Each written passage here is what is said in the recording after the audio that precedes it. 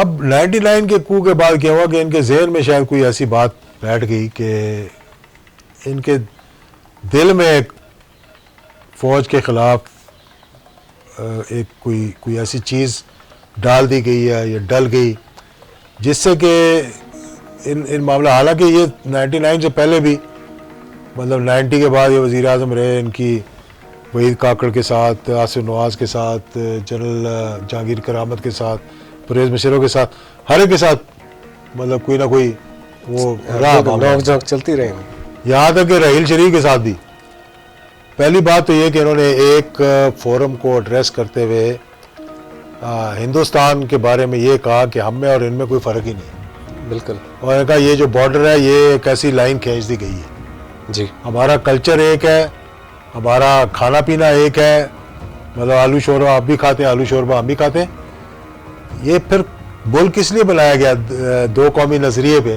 اگر ہم ایک لائن ہے یہ جو ڈرا کی گئی ہے آپ کے مطابق، اور اگر آپ کا اور ان کا کلچر ایک ہی ہے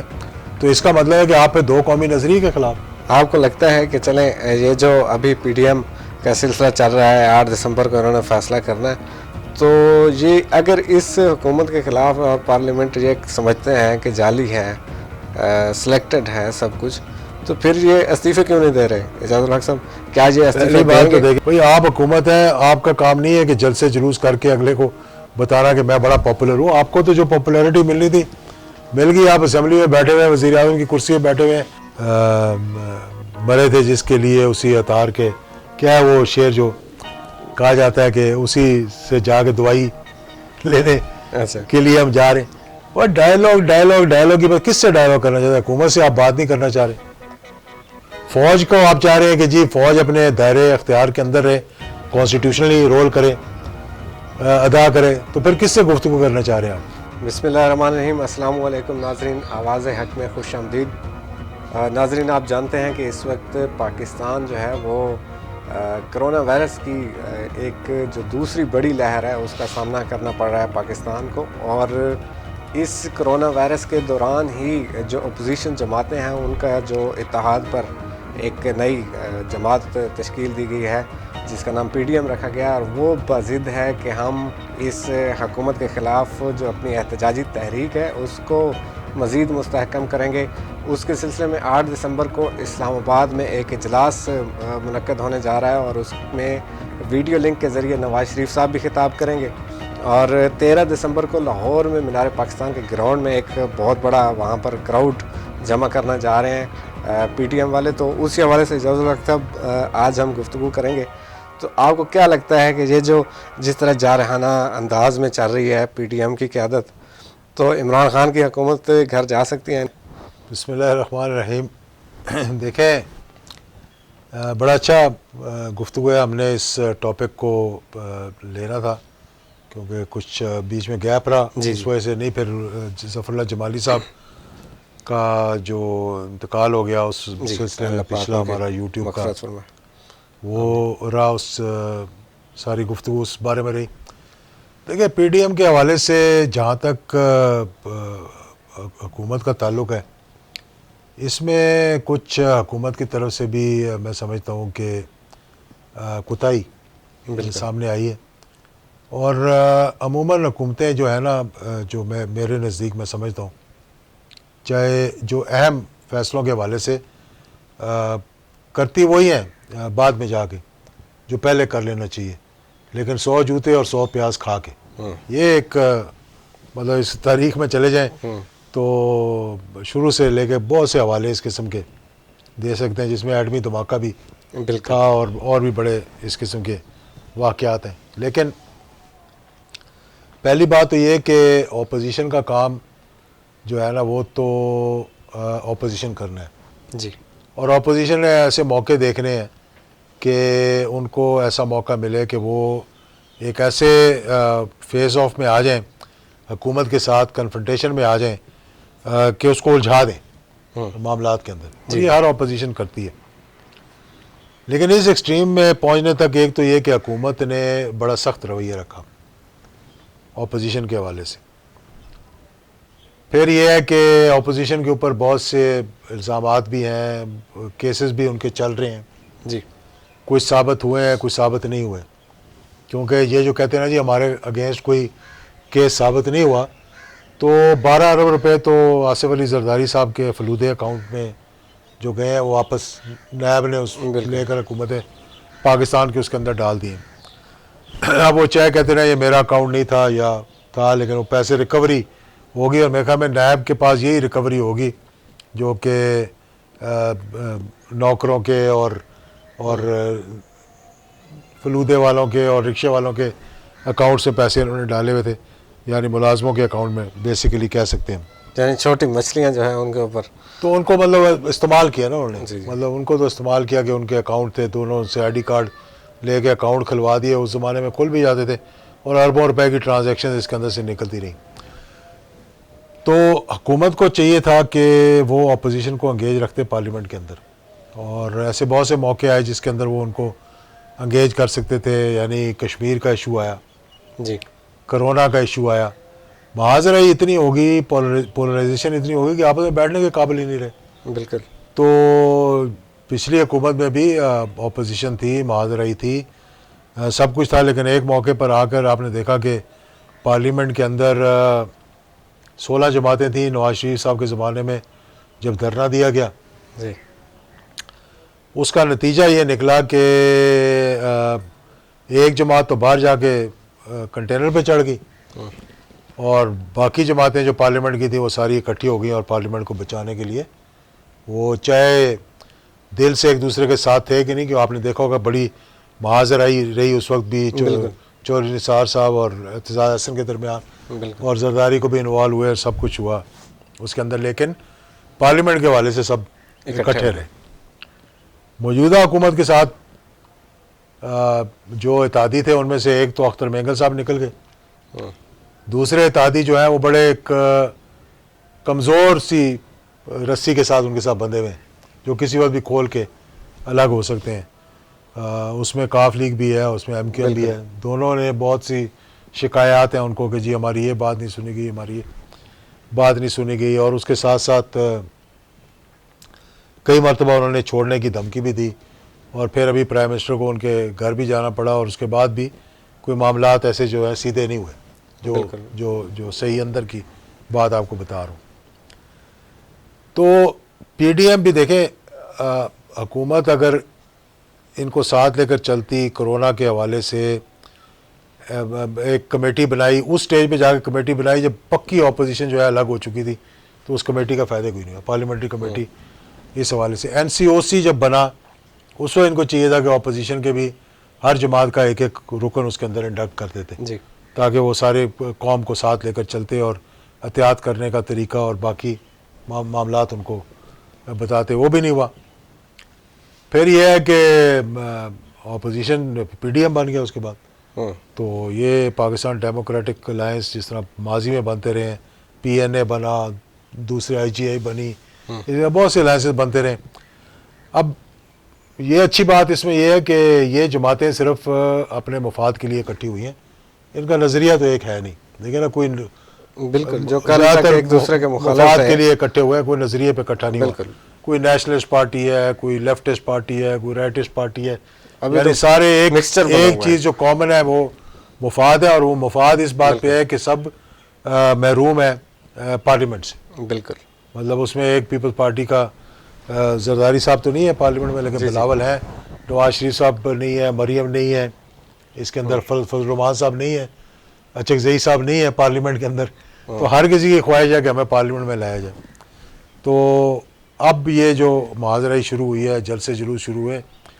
اس سے یہ ہے کہ کرونا کی جو دوسری لہر آئی ہے یہ بہت سخت آئی ہے. بالکل. اس میں رورل ایریاز کے اندر، یعنی گاؤں کے اندر، جو میں نے مشاہدہ کیا پچھلی دفعہ سے اس دفعہ کا،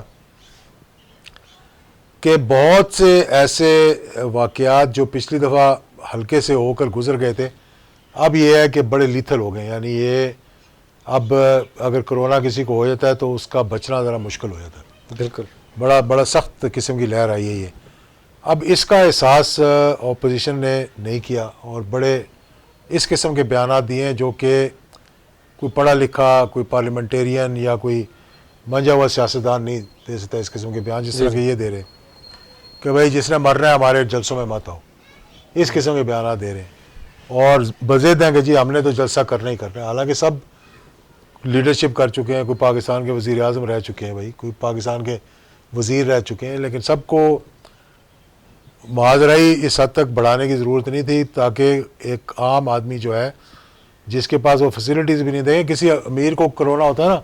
اس کے گھر میں آئی سی یو بن جاتا ہے، مشینیں وہاں آ جاتی ہیں، سب کچھ وہاں پر ہو جاتا ہے، کسی عہدیدار حکومت کے کو ہو جاتا ہے تو وہ بھی الحمدللہ، کسی غریب آدمی کو ہوتا ہے تو اس کو سمجھ نہیں آتی کہ میں اسپتال میں جاؤں گا، مجھے وینٹیلیٹر ملے گا نہیں ملے گا، بالکل آکسیجن ملے گی نہیں ملے گی، یہاں تک کہ آکسیجن کا سلنڈر جو لے کر گھر میں بھی رکھنا پڑتا ہے وہ بھی ایک عام آدمی افورڈ نہیں کر سکتا آج کل، وہ اتنا مہنگا آ رہا ہے سلنڈر بھی، 18-20 ہزار روپے لگ جاتے ہیں ایک سلنڈر کو بھروا کے لگوانے کے لیے۔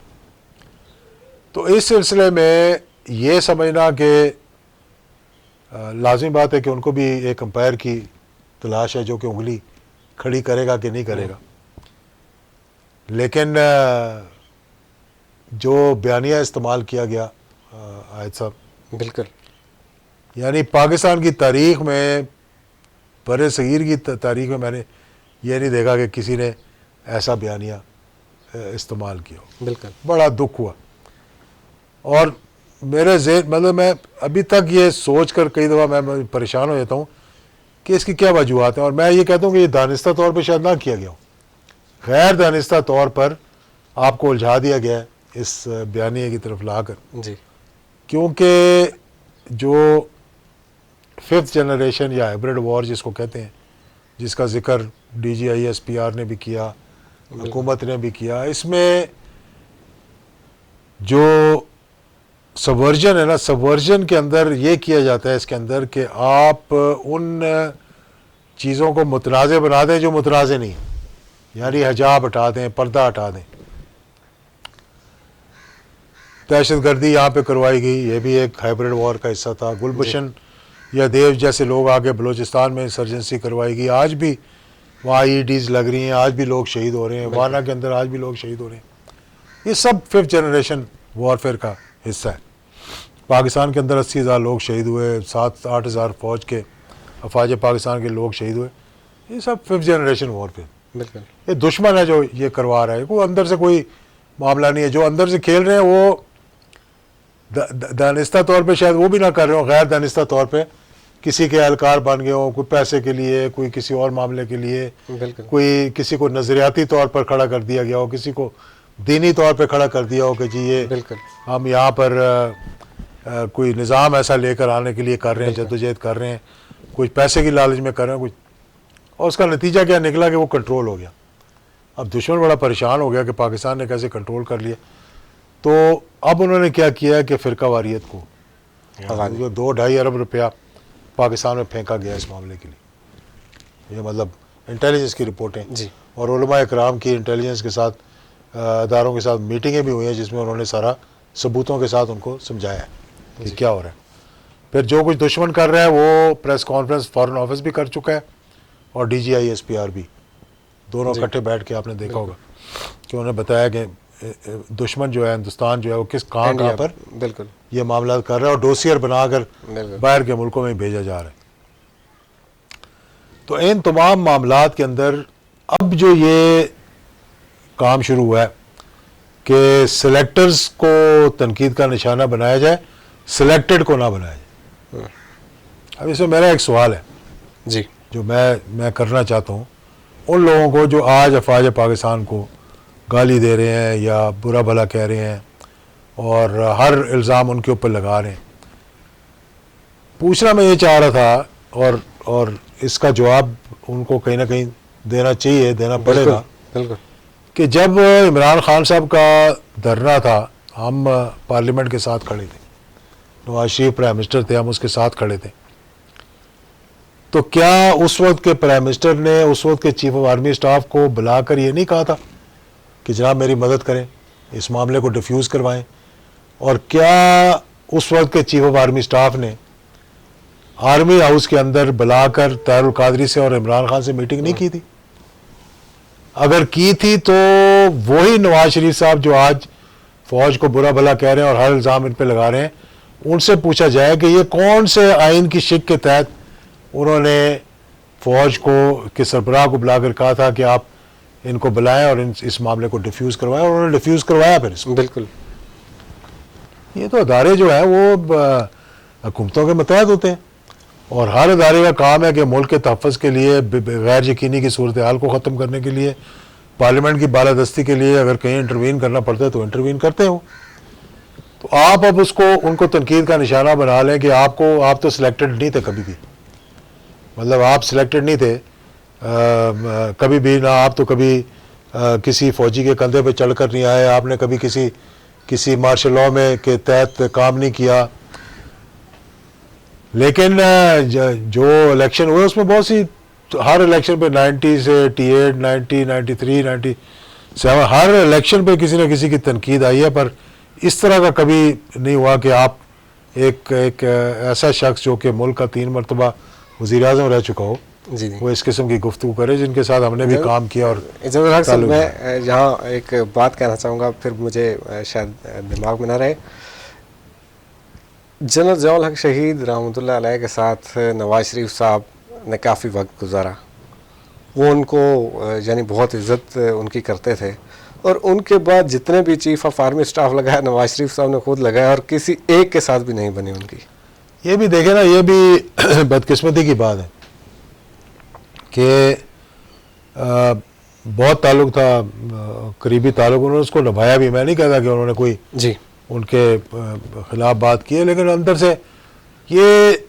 اصل میں 99 کے جو کو ہوا جنرل پرویز مشرف کا، جب ان کو ہٹایا گیا،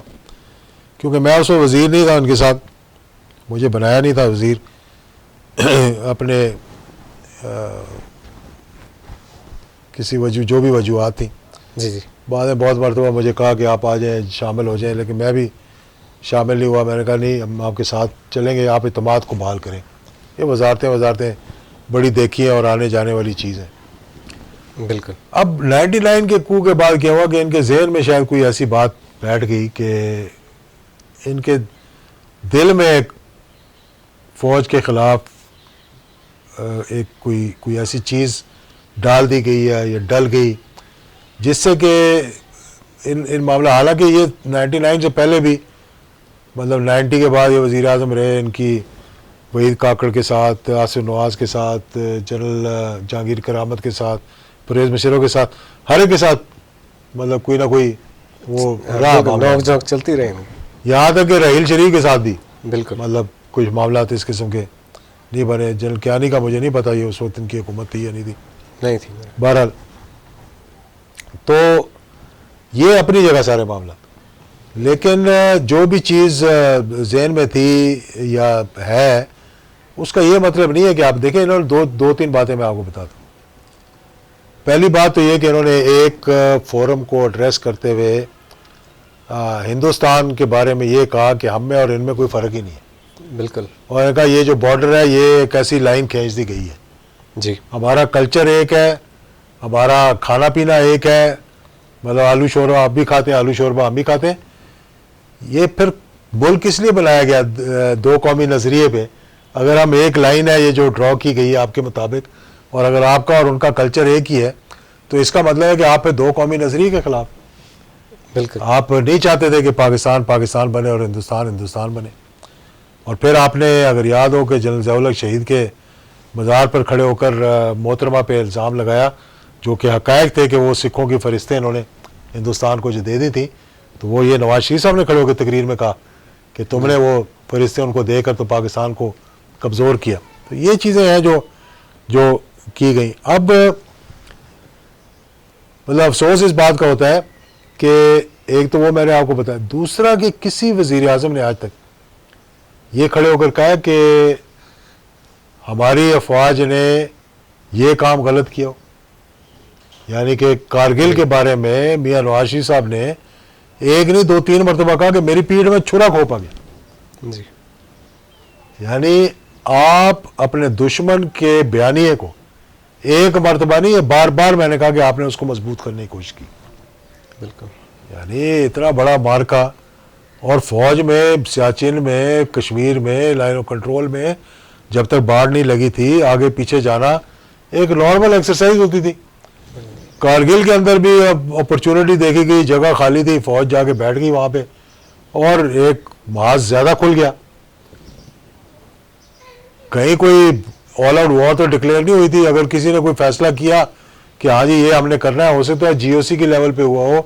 سی جی ایس کی لیول پہ ہوا ہو, کور کمانڈر کے لیول پر ہوا ہو, وہ آگے تنازع اگر بڑھ گیا تو قوم کو ساتھ کھڑے ہونا چاہیے تھا, اپنی فوج میں حکومت کو بھی ساتھ کھڑے ہونا چاہیے تھا. آپ کو یہ کہنا کہ جی میری کمر میں چھرا کھونپ دیا, یعنی کہ ہم نہیں چاہتے تھے تو فوج نے یہ کام. ممبئی حملوں کے حوالے سے بھی انہوں نے بیان اور ڈال دیا. اور بہت سی چیزیں ہیں. وہ کیا نام تھا اس کا جو بمبئی حملے کے اندر اجمل قصاب تھا, مطلب جی اس کا پاکستان سے تعلق ہی کوئی نہیں تھا, انہی کا کوئی ایجنٹ تھا بالکل, یا جو تھا. اس پہ ہم نے جی فوری طور پر پہنچ گئے اس گاؤں میں کہ یہاں کا رہنے والا تھا, اور پھر کہہ دیا جی کہ یہ اسٹیٹ ایکٹر نہیں تھے, نان اسٹیٹ ایکٹر تھے وغیرہ وغیرہ. جو ہم نے خود یہ باتیں کی, ڈان لیکس آپ کے سامنے. یہ کام نہیں ہوتا قوموں کا. قوموں کا کام ہوتا ہے کہ آپ اپنے افواج کی حوصلہ افزائی کروائیں, آپ اپنے مجاہدوں کی حوصلہ افزائی کروائیں, آپ اپنے دشمن کو نیچا دکھانے کی کوشش کریں, نہ کہ ان کے ساتھ مل کر آپ کہیں جی کہ ہماری کمر میں تو چھرا کھونپ دیا گیا. یہ چیزیں ہیں جو متنازع ہوتی ہیں. آپ کو لگتا ہے کہ چلیں یہ جو ابھی پی ڈی ایم کا سلسلہ چل رہا ہے, 8 دسمبر کو انہوں نے فیصلہ کرنا ہے, تو یہ اگر اس حکومت کے خلاف اور پارلیمنٹ یہ سمجھتے ہیں کہ جعلی ہے, سلیکٹڈ ہے سب کچھ, تو پھر یہ استعفے کیوں نہیں دے رہے اعجاز الحق صاحب؟ کیا یہ استعفے بات تو دیکھیں نا, استعفیٰ تو دینا بڑا مشکل کام ہے. ان کو پتہ ہے یہ استعفے دیں گے تو پھر سارا الزام اگر جمہوریت پٹری سے اتر گئی, جی خدا نہ کرے, تو پھر یہ استعفے دینے والوں پہ جائے گا نا الزام سارا کہ انہوں نے پارلیمنٹ توڑ دی تھی جناب, انہوں نے پارلیمنٹ کو چلنے نہیں دیا. تو میرا نہیں خیال کہ اگر ذرا سی بھی جمہوریت کے لیے تن کے برابر بھی اگر ان کے دل میں کوئی خواہش ہے تو یہ استعفے دیں گے. اور 7 استعفے دینا کوئی آسان کام نہیں ہے. انہوں نے پی ٹی آئی والوں نے بھی استعفے دیے تھے اندرون خانہ. مجھے پتہ ہے 4 لوگ تو ان کے جا کر پارلیمنٹ کے اندر بیٹھ گئے تھے فارورڈ بلاک بنا کے, اور باقیوں نے سب کو جا کر کہا یار کہ ہمارے استعفے ابھی قبول نہ کرو. اندر کی بات ہے مطلب یہ. اور کسی نے پھر استعفے جو ہے وہ واپس لے لیے گئے, اور پھر سارے اسی اسمبلی میں آ کر بیٹھ بھی گئے. تو یہ بات کرنی کہ ہم استعفے دے دیں گے, لانگ مارچ کر لیں گے. اگر لانگ مارچ کرنے سے یہ روایت پڑ گئی تو ہم نے بھی بڑی لانگ مارچیں کی ہیں, پہیے جام کیے ہیں, جلسے نکالے ہیں, جلوس کیے ہیں. اس پی ڈی ایم کے جو جلسے ہوئے اس سے بڑے بڑے جلسے کیے ہیں, قائد اعظم کے مزار پہ جلسے کیے ہیں, پشاور پہ کیے ہیں, ٹرین مارچیں کی ہیں. ان چیزوں سے حکومتیں نہیں جاتی. حکومتیں جب جاتی ہیں جب آپ دو فریق اگر مل جائیں تو تیسرا فریق جو ہے وہ مار کھا جاتا ہے. اور پاکستان کے اندر جو ٹرائیکاٹمی تھی, جو کیا کہیں گے, 3 سائیڈڈ جو ٹرائنگل تھا یا وہ کہہ لیں اس کو, تو وہ تھی صدر کی جب 58(2)B تھی, وزیر اعظم اور آرمی. تو 2 معاملات جب ایک طرف ہو گئے تو تیسرا فارغ ہو گیا. اس کے میں بہت سے ایگزامپلس دے سکتا ہوں لیکن ضرورت نہیں اس کی. موجودہ صورتحال میں بھی مجھے نہیں نظر آ رہا کہ کوئی ایسی سچویشن ہے جس سے کہ بجائے اس کے کہ اس وقت سب کو ایک پلیٹ فارم پر اکٹھے ہونا چاہیے پاکستان کی معیشت کو مضبوط کرنے کے لیے, کرونا کے خلاف لڑنے کے لیے. پھر دوسرا یہ شے دینے میں ماشاءاللہ حکومت بھی, میں نے کہا نا 100 جوتے 100 پیاز, چاہے برا لگے چاہے اچھا لگے, یہ بات ان کو سمجھنی چاہیے. بھئی آپ حکومت ہیں, آپ کا کام نہیں ہے کہ جلسے جلوس کر کے اگلے کو بتانا کہ میں بڑا پاپولر ہوں. آپ کو تو جو پاپولیرٹی ملنی تھی مل گئی. آپ اسمبلی میں بیٹھے ہوئے ہیں, وزیر اعظم کی کرسی پہ بیٹھے ہوئے ہیں, وزیر اعظم ہاؤس کے گھر میں رہ رہے ہیں آپ. اگر وزیر اعظم ہاؤس میں نہیں رہ رہے تو وزیر اعظم ہاؤس کے اندر ایک گھر میں رہ رہے ہیں آپ. آپ کو کیا ضرورت تھی کہ لوگوں کے کہنے میں آپ آ جائیں جی کہ آپ تو زیادہ پاپولر ہیں اور آئیں جی حافظ آباد میں اور سوات میں اور جلسے کریں, اور آپ کے وزیر جو ہیں وہ کبھی کہاں جا کے جلسہ کریں کبھی کہاں جا کے نہیں. کرونا تو ہر ایک کے لیے برابر ہے. ایک طرف آپ NCOC خطرے کا الارم بجا رہا ہے, دوسری طرف آپ جلسے کر رہے ہیں, تو وہ نہیں کرنا چاہیے تھا, وہ غلطی تھی. اب یہ کہہ رہے ہیں جی کہ گرینڈ ڈائیلاگ, کیا جائے. آپ نے سنا ہوگا اس بات کو, شہباز شریف صاحب نے بالکل یہ بات کی, گرینڈ ڈائلاگ ضرور کیا جائے. وہ اگلے دن میں نے یہ ایک پروگرام میں بھی بات کی تھی جب قاضی کے مرے تھے, جس کے لیے اسی اطہار کے کیا ہے وہ شعر جو کہا جاتا ہے کہ اسی سے جا کے دوائی لینے ایسا کے لیے ہم جا رہے ہیں. اور ڈائلاگ کی بات, کس سے ڈائلاگ کرنا چاہتے ہیں؟ حکومت سے آپ بات نہیں کرنا چاہ رہے, فوج کو آپ چاہ رہے ہیں کہ جی فوج اپنے دائرے اختیار کے اندر رہے, کانسٹیٹیوشنلی رول کرے, ادا کرے, تو پھر کس سے گفتگو کرنا چاہ رہے ہیں آپ؟